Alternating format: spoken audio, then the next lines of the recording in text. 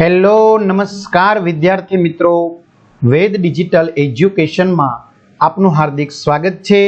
આજે આપણે ધોરણ 11 વિષય અર્થશાસ્ત્રમાં છઠ્ઠું પ્રકરણ બજાર જેનું સ્વાધ્યાય સોલ્યુશન જોવાના છીએ। તો ખાસ ચેનલમાં નવા હોય તો ચેનલ સબસ્ક્રાઇબ કરી બાજુમાં આવેલા બેલ આઇકનને પ્રેસ કરો જેથી તમને અવનવા વિડીયોની નોટિફિકેશન મળે।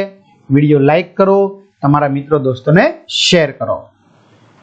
તો છઠ્ઠું પ્રકરણ છે બજાર, જેનું આપણે જોવા જઈ રહ્યા છીએ સ્વાધ્યાય સોલ્યુશન। તો પહેલો પ્રશ્ન, નીચેના પ્રશ્નો માટે આપેલા વિકલ્પોમાંથી સાચો વિકલ્પ પસંદ કરી ઉત્તર લખો। તો પહેલું, સ્થાન આધારિત બજારના કેટલા પ્રકારો હોય છે? તો જવાબ આવશે 4। બીજું, વાહન વ્યવહાર ખર્ચનો અભાવ એ કયા બજારનું લક્ષણ છે? પૂર્ણ હરીફાઈ। ત્રીજું, કિંમત ભેદભાવ કયા બજારનું લક્ષણ છે? ઇજારો। ચોથું, કયા બજારમાં પેઢી એ જ ઉદ્યોગ બને છે? ઇજારો। પાંચમું, વેચાણ ખર્ચ કયા બજારનું અગત્યનું લક્ષણ છે? ઇજારાયુક્ત હરીફાઈ। છઠ્ઠું, પરસ્પર અવલંબન કયા બજારમાં જોવા મળે છે? અલ્પ હસ્તક ઇજારો। સાતમું, કિંમત ચુસ્તતા કયા બજારમાં જોવા મળે છે? અલ્પ હસ્તક ઇજારો। આઠમું, કયા બજારમાં પેઢીઓનો પ્રવેશ બંધ હોય છે? ઇજારો। નવમું, સમાન ગુણી વસ્તુઓ કયા બજારનું લક્ષણ છે? પૂર્ણ હરીફાઈ। 10મું, અસામાન્ય નફો કયા બજારનું સામાન્ય લક્ષણ છે? ઇજારો। 11મું, ખાંચાવાળી માંગ રેખા કયા બજારમાં શક્ય છે? અલ્પ હસ્તક ઇજારો। હવે પ્રશ્ન 2 લઈએ। નીચેના પ્રશ્નોના એક વાક્યમાં ઉત્તર આપો। પેલું, બજારનો સામાન્ય અર્થ જણાવો। તો જવાબ છે, વસ્તુ કે સેવાના ખરીદ વેચાણના હેતુથી ખરીદનાર અને વેચનાર એકબીજાના પ્રત્યક્ષ કે પરોક્ષ સંપર્કમાં આવે તે વ્યવસ્થા એટલે બજાર। બીજું, પ્રાદેશિક બજાર એટલે શું? તો જે વસ્તુઓ કે સેવાઓના ખરીદ વેચાણ કોઈ એક ચોક્કસ પ્રદેશ પૂરતા સીમિત હોય તેવા બજારને પ્રાદેશિક બજાર કહેવામાં આવે છે। ત્રીજું, રાષ્ટ્રીય બજાર એટલે શું?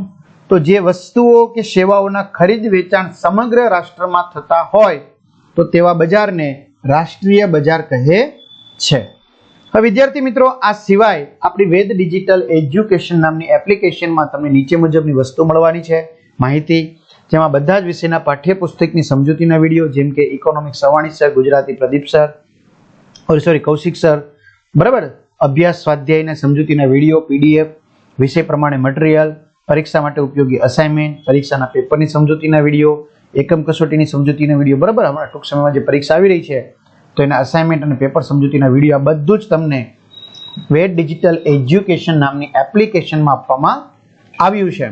હવે આ એપ્લિકેશન તમે ગૂગલ પ્લે સ્ટોર ઉપર જઈને ડાઉનલોડ કરો, ઓપન કરશો એટલે આ પેજ ખુલે, એમાં તમારા પોતાના મોબાઈલ નંબર નાખો, બીજું કશું નથી નાખવાનું, સેન્ડ ઓટીપી કરી દો, 4 આંકડાનો ઓટીપી આવે, નાખી દો, વેરીફાઈ થઈ ગયું। પેડ કોર્સમાં તમને બધું જ મળી જશે, ઇકોનોમિક્સનું સ્ટડી મટીરિયલ, સ્વાધ્યાયની પીડીએફ, આ ઉપરાંત પરીક્ષાના અસાઇનમેન્ટ, એક્ઝામ પેપરમાં પેપરો, 3 થી 12માં 3 થી 12 ધોરણના વિડીયોમાં તમારું ધોરણ સિલેક્ટ કરી તમારા વિષયમાં જઈ પાઠવાઇઝ વિડીયો મેળવી શકશો। ચોથું છે પૂર્ણ હરીફાઈ એટલે શું? તો જે બજારમાં ઇજારાના તત્વનો અભાવ હોય અને એક સાથે ઘણી પેઢીઓ સમાન ગુણી વસ્તુઓનું વેચાણ કરે છે તેને પૂર્ણ હરીફાઈ કહે છે।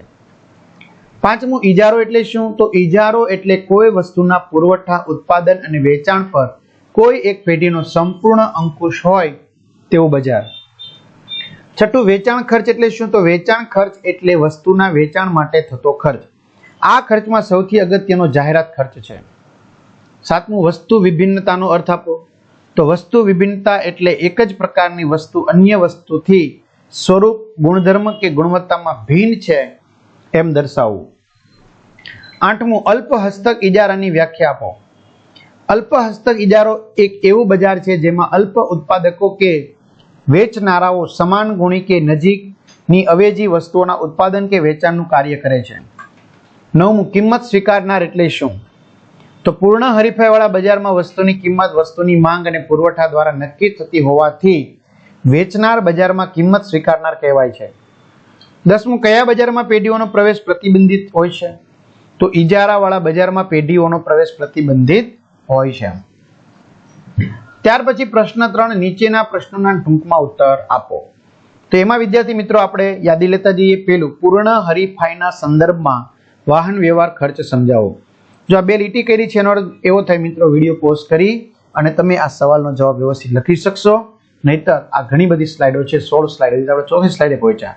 બરાબર, તો વિડીયો ઘણો મોટો બનશે એટલા માટે. બીજું, ઇજારાના સંદર્ભમાં પેઢી એ જ ઉદ્યોગ, એ તમારે સમજાવવાનું છે તો સમજાવો. ત્રીજું, ઇજારાયુક્ત હરીફાઈ એટલે શું? તો દરેક પોતપોતાના મતો રજૂ કરે છે, જેમાં શ્રીમતી રોબિન્સ જણાવે છે કે જો પ્રત્યેક પેઢી ઇજારાદાર હોય અને સાથે સાથે તે હરીફાઈ પણ કરતી હોય તો તેવી બજારની પરિસ્થિતિને અપૂર્ણ હરીફાઈ કહેવાય છે. ઓકે, આવી ગયું ત્યાં સુધીનું? રેડી. ચાલો, ચોથું, કિંમત ભેદભાવનો અર્થ સમજાવો.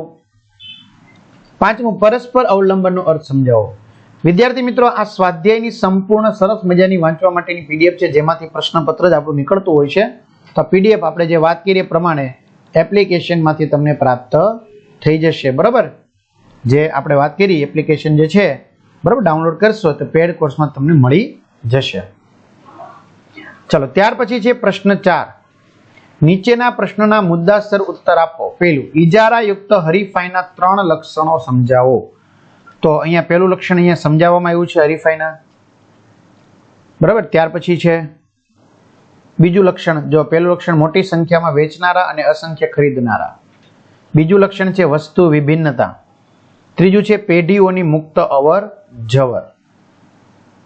બરાબર, ત્યાર પછી ચોથું લક્ષણ છે વેચાણ ખર્ચ. જો તમને કીધા હોય એટલે તમારે દર્શાવવાના છે. પાંચમું છે બિન કિંમત હરીફાઈ. બરાબર, તો વિડીયો પોઝ કરતો જ લખતું જવાનું.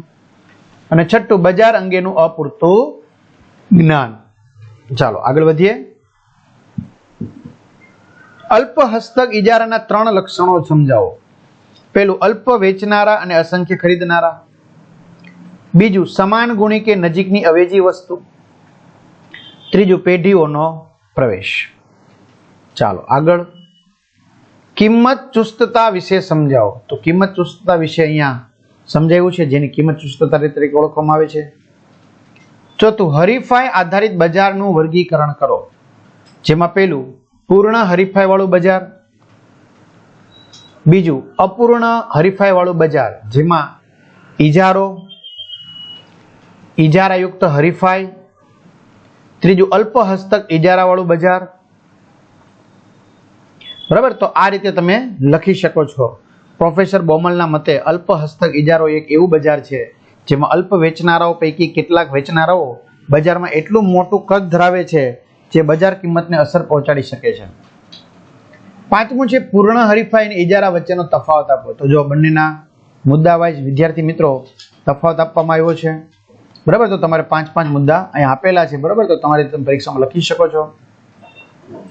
છઠ્ઠું, ઇજારો અને ઇજારાયુક્ત હરીફાઈનો તફાવત આપો. તો ઇજારો અને ઇજારાયુક્ત હરીફાઈ, તો એમના ક્રમશઃ 4 મુદ્દા અહીંયા છે. ઓકે, અને 5મો મુદ્દો. ત્યાર પછી 5મો સવાલ છે, નીચેના પ્રશ્નોના વિસ્તારપૂર્વક ઉત્તર આપો. પેલું, બજારનો અર્થ સમજાવી તેના લક્ષણો જણાવો. તો અહીંયા સુધી તમે લખી શકશો. પેલું, ખરીદનારાઓ ગ્રાહકો અને વેચનારાઓ વેપારીઓ. બીજું, વસ્તુઓ કે સેવાઓનું અસ્તિત્વ. ત્રીજું, ગ્રાહકો અને વેપારી વચ્ચેનો સંપર્ક. ચોથું, સમાન કિંમતનું વલણ. પાંચમું, બજાર સ્થિતિ અંગેની જાણકારી. ત્યાર પછી વિદ્યાર્થી મિત્રો છે બીજો સવાલ, સ્થાન આધારિત અને જથ્થા આધારિત બજારનું વર્ગીકરણ સમજાવો. તો સ્થાન આધારિત બજાર, જથ્થા આધારિત બજાર, એમના પ્રકાર અહીંયા આપેલા છે. તો આપેલું છે સ્થાન આધારિત બજારમાં સ્થાનિક બજાર, પ્રાદેશિક બજાર, રાષ્ટ્રીય બજાર, જે વિડીયો પોઝ કરીને તમે લખી શકશો, અને આંતરરાષ્ટ્રીય બજાર. જ્યારે જથ્થા આધારિત બજારમાં જથ્થાબંધ બજાર, છૂટક બજાર. ત્યાર પછી ત્રીજું, પૂર્ણ હરીફાઈના લક્ષણો સમજાવો. તો પૂર્ણ હરીફાઈના લક્ષણો. તો પૂર્ણ હરીફાઈના લક્ષણો વિદ્યાર્થી મિત્રો નીચે આપેલા છે. બરાબર, પહેલું, અસંખ્ય ખરીદનારા અને મોટી સંખ્યામાં વેચનારા. બીજું, સમરૂપ સમાન ગુણી વસ્તુઓ. ત્રીજું, પેઢીઓની મુક્ત અવર જવર. ચોથું, બજારની પરિસ્થિતિનું સંપૂર્ણ જ્ઞાન. પાંચમું, ઉત્પાદનના સાધનો સંપૂર્ણ ગતિશીલ. છઠ્ઠું, વાહન વ્યવહાર ખર્ચનો અભાવ. ચોથો સવાલ, ઇજારાના લક્ષણો સમજાવો. તો ઇજારાના લક્ષણો વિદ્યાર્થી મિત્રો નીચે આપેલા છે. એક જ ઉત્પાદક કે વેચનાર અને અસંખ્ય ખરીદનાર. બીજું, નજીકની અવેજી વસ્તુનો અભાવ. અહીંયા સુધી લખાઈ ગયું. ત્યાર પછી ત્રીજું, પેઢીઓનો પ્રવેશ બંધ. ચોથું, કિંમત અથવા વેચાણ પર કાબુ. પાંચમું, અસામાન્ય નફો. છઠ્ઠું, કિંમત ભેદભાવ. અને સાતમું, પેઢી એ જ ઉદ્યોગ. અને છેલ્લો સવાલ, અલ્પ હસ્તક ઇજારાના લક્ષણો સમજાવો. તો એના લક્ષણો, પહેલું, અલ્પ વેચનારા અને અસંખ્ય ખરીદનારા. બીજું, સમાન ગુણી કે નજીકની અવેજી વસ્તુ. ત્રીજું, પેઢીઓનો પ્રવેશ. ચોથું, વેચાણ ખર્ચ. પાંચમું, પરસ્પર અવલંબન. છઠ્ઠું, કિંમત ચુસ્તતા એટલે કે ખાંચાવાળી માંગ રેખા. તો આ રીતે વિદ્યાર્થી મિત્રો સરસ મજાનું સ્વાધ્યાય સોલ્યુશન એ પૂર્ણ થાય છે. તો તમારા મિત્રો દોસ્તોને શેર કરજો. ચેનલમાં નવા હોય તો ચેનલ સબસ્ક્રાઇબ કરજો. આ પીડીએફ આપણે જે વાત કરી એ પ્રમાણે તમને ક્યાંથી પ્રાપ્ત થશે? એપ્લિકેશનમાંથી. તો તમારા મિત્રો દોસ્તોને શેર કરો. અહીંયા સુધી રાખીએ. અસ્તુ. જય હિન્દ, જય ભારત.